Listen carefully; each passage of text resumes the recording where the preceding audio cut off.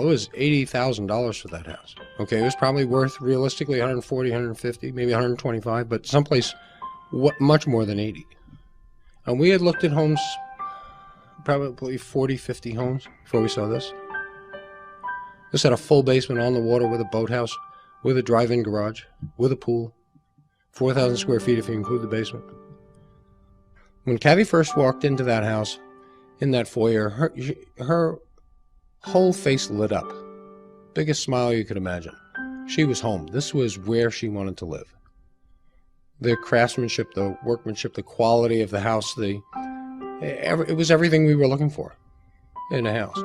And we had looked at a lot of houses, and this was it for her. She really liked this. When the DeFeos lived there, they had a little sign on it that said High Hopes. And what the prosecutors for the murder case wrote a book later on called High Hopes. We had the sign taken down before we moved in.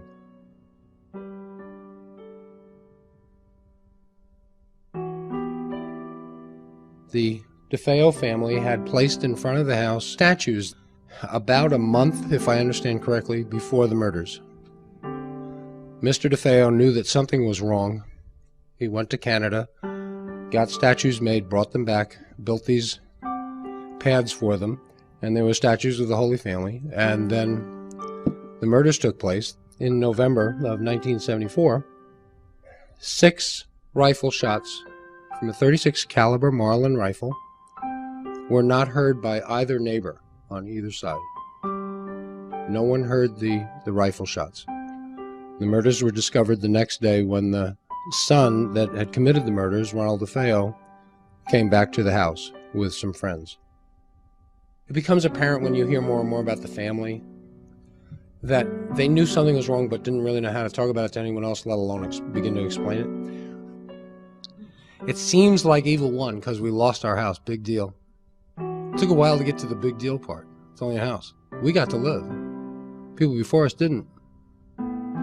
People after us had life much worse that lived there. It's only a house. And we learned so much. Does it mean I would do it again if I was given the option? No, I wouldn't push that button, I don't think. I would do just about anything not to go through that again.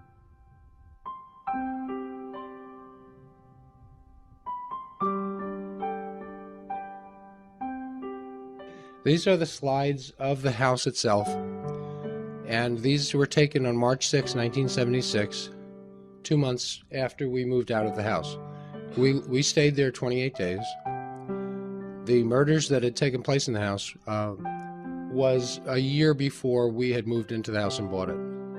This is the very front of the house facing. The street would be right behind us, and the river would be to the back.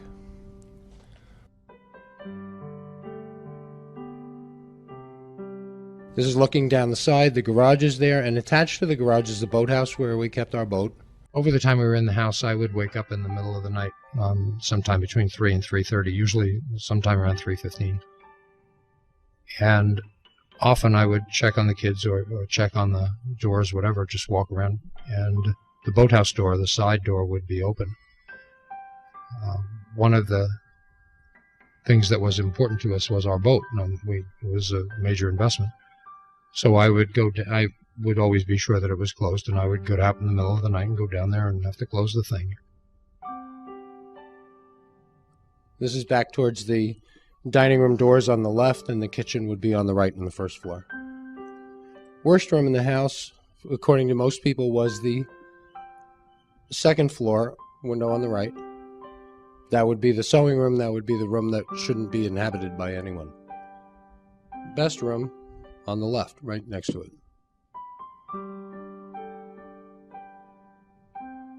This was a grotto that had a statue of the Blessed Virgin in it. We had that taken out when we had the other statues taken down. They didn't take the grotto. That was my beer can.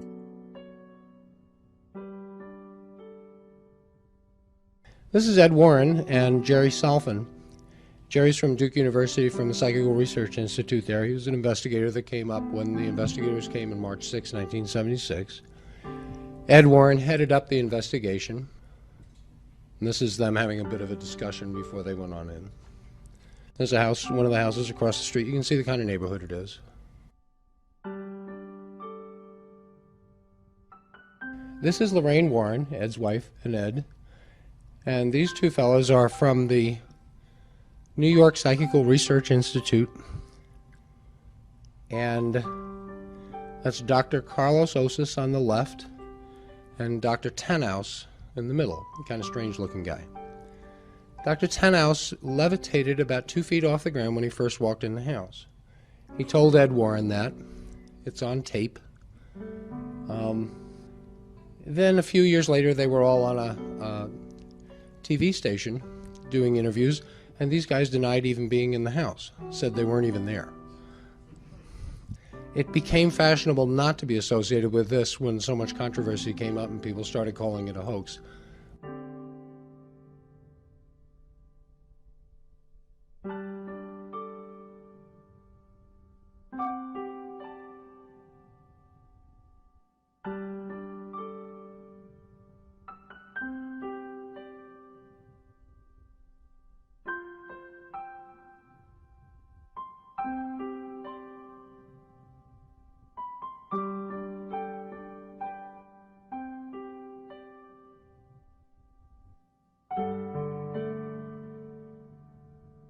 This is one of the cameramen from Channel 5 News that also came in to record the whole day.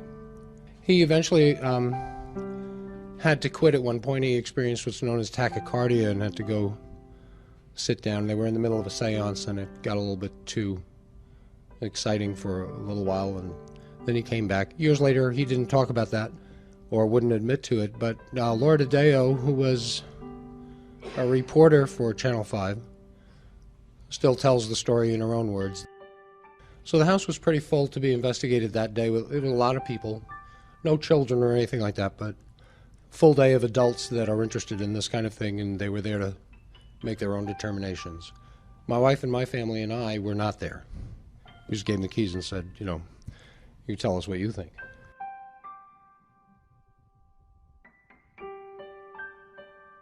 This is Ed and Lorraine Warren finding our family Bible.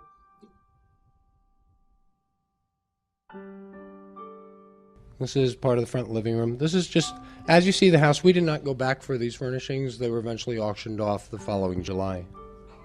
I got a trunk that my grandfather had made for me, a chest, and the van that we owned and left the house in had my boat towels from my boat.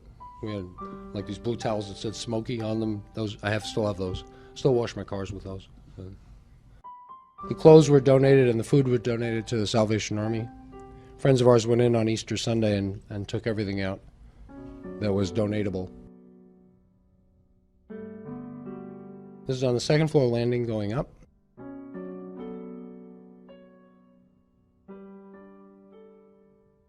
She's holding a rosary in her right hand that was blessed by Padre Pio, if I remember correctly, and the significance of that will come in another photograph. This is the front, what we call the sunroom. This is the very front of the house. The street would be to our right. And this is a moose head that was my grandfather's from upstate New York.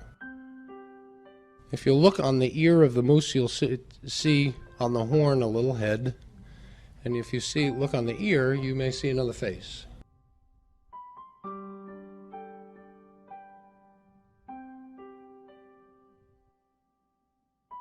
It's said to be a likeness of Padre Pio, who's now Saint Pio. The significance is more that that's what Lorraine, who Lorraine was praying to before she went in the house, whose rosary she was holding, and who she had asked to come and be protection for them or with them that day. Padre Pio had the stigmata, the 5 wounds of Christ that openly bled for 50 years and 3 days. He died in 1968. He was noted for, from the time he was a child, being attacked. His family moved him into a separate building. They could not live with him. He would come and be attacked every night. And then they would find this room wrecked, and they would find him with a pillow under his head, and his mother would say to him what happened, and he would say, This lady came and put the pillow under my head and told what was here to leave. If you swore in the same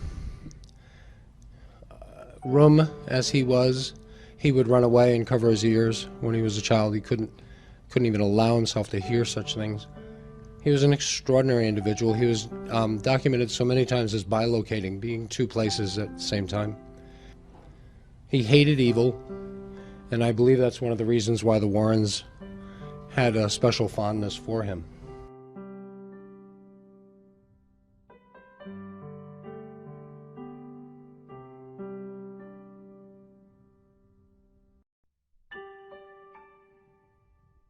This was Missy's room. This was considered the best room in the house. She had an imaginary friend, what we considered imaginary friend then, that she called Jody. And Jody had the ability to appear to her as a very large pig, a very small pig, a little boy. It was one of those things you put down to as a kid's imagination. Over the years, we learned that Jody wasn't so much imagination. First thing I saw was actually seeing something moving in Missy's room when I was coming back from the boathouse. When I got back in the house and got upstairs, Kathy was still asleep. I had gone out to check the boat. I had gone out to check on why the boathouse door was open again. And I saw someone, adult size, moving around in Missy's room. That was quite disturbing, because I had no way to know what that was. And you start to one of the things that happens with these kinds of things is you start to question your own senses, what you're seeing. You question what you're thinking. Doubts slowly creep in to your mind. You become unsure of that which was always taken for granted. I saw it, so it had to be. And yet there's no way to explain that kind of... But when you add small things to it, Kathy being touched from behind, the door slamming and no evidence of that, the clock radio going off, the boathouse door opening at night, something walking around Mrs. room, the gelatin, the different sounds that would happen at different times, then you really do start to question your own sanity at some point. You do start to have these conversations with yourself about what's going on here. We would have friends come over and visit, and we'd sit around in the kitchen, and there'd be noises up overhead walking. Well, when you have other people coming into your house and telling you you're not crazy, you start questioning this. And the more you question it, the more things you learn, and maybe you shouldn't learn those things. We had one friend that came in and said, you should go through the house and bless the house yourself. You should go through each room, open a window, say the Lord's Prayer, tell whatever's there to leave. It'll go. Well, we did that a couple times. That didn't work. It got worse.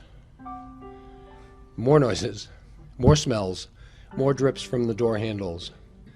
We would be lying in bed and we'd hear the front door, which was a very distinct sound, slam shut. Go run downstairs to see what it was. Dog's asleep right by the door. It wasn't the door, but it was that sound.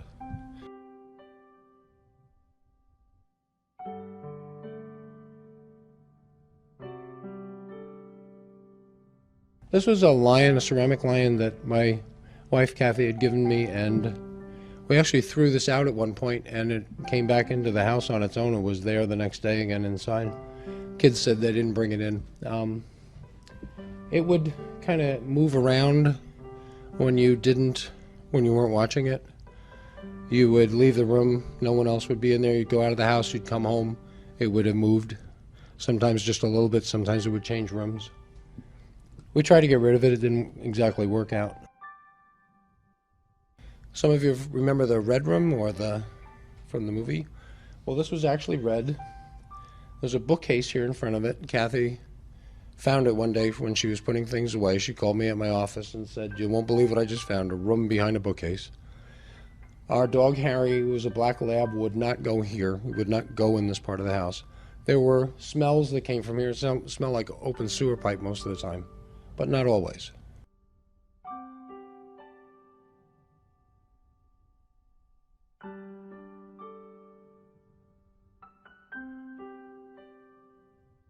This is the third floor looking down to the first floor.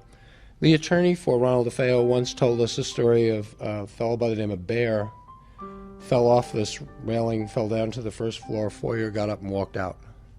Do we know whether that's true or not? No, we weren't there. It's just a story. The boys' room on the third floor. My boy Danny, yeah, the window, when we were blessing the house, one of the things, remember we opened the window and say the Lord's Prayer first and then tell us there to leave. Yes, his fingers were flattened. They actually were so flat that there was no doubt he had to go to the hospital. By the time we got him dressed and went to go to the hospital, his fingers were fine. I don't talk about what the boys experienced except in very general. They're adults now. It's their story. What they choose to tell about what happened to them is up to them. And I think it's improper for me to take that upon me. Okay. They were glad to leave.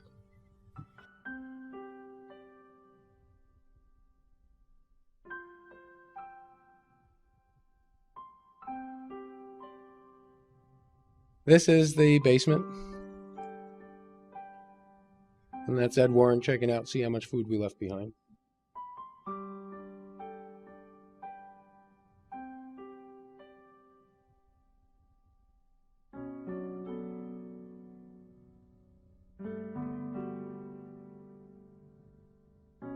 Jerry's looking into the master bedroom. This is the second floor. And these are pictures that were taken with an infrared film, was set up on a tripod, on a timer. It's not someone standing here with a camera now. These are just automatic pictures. So every once in a while, this flash would go off and it would just take a picture of this area.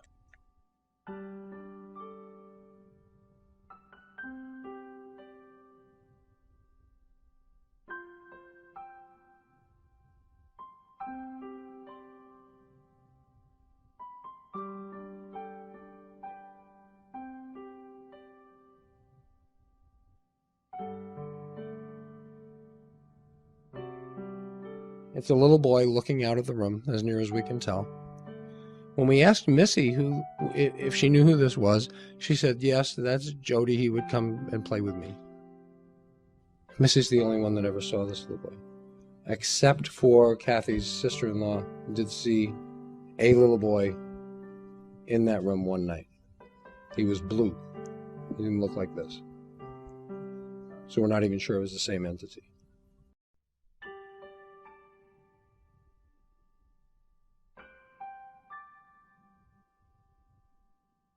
This is the master bedroom. The quilt you see is a pattern that Kathy worked on with velvet, different colors of velvet, for a little over a month before we moved in. And she had just the right amount of fabric and just the right way to get this to work out in this pattern. And she kept fighting it and it kept coming back to this pattern.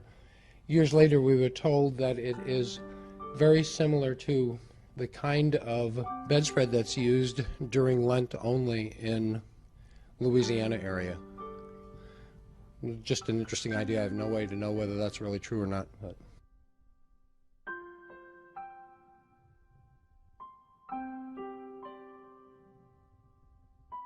This is considered the worst room in the house. This is the second floor, back next to Missy's room.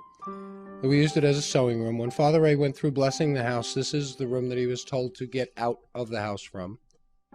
2 boys of the family that were there were killed in this room. And this is where the flies would appear on the windows and stay. And they would go and come. They weren't always there. That was the crucifix on the wall there to her right that was downstairs before.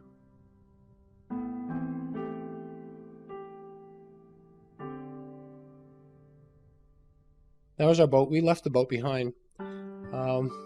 It was auctioned off. The fellow that bought it was a cop. He eventually got divorced. The boat caught fire. Wasn't a good story.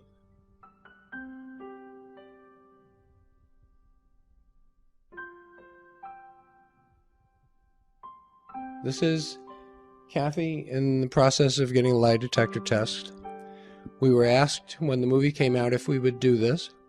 We were told that if we failed them, they would make that public. If we passed them, they would make that public.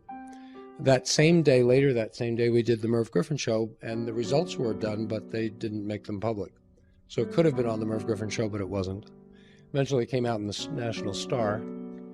It's Michael Rice taking her test.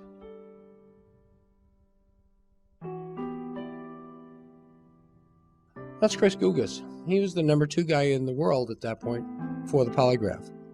He had taught in the Department of Defense in the Second World War, set up the law department, or the police department actually, in Greece right after the end of World War II. Had written a book about the polygraph and all his different tests that he had done. And years ago, he was a seminary student, and after he took our exams, then he went back to reading his Bible again.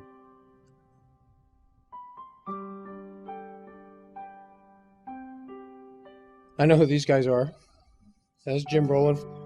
Margot Kidder didn't want anything to do with us. We met Jim Brolin a number of times, but Margot Kidder didn't want anything to do with publicity, or she didn't believe in this. She did the movie and disappeared. She thought the movie was kind of beneath her, but she was under contract. We all know what's happened to her since, but we all wish her well.